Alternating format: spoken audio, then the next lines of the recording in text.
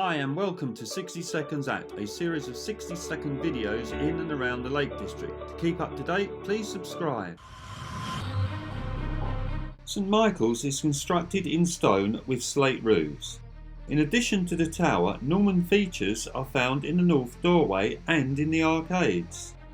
The nave and tower date from the 12th century, the south aisle and arcade from the middle of the 13th century, and the north aisle and arcade and the south chapel from the 1300s.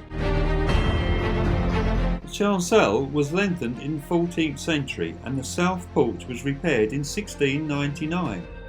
During the 19th century, a stable was built to the north of the tower and is now used as a vestry.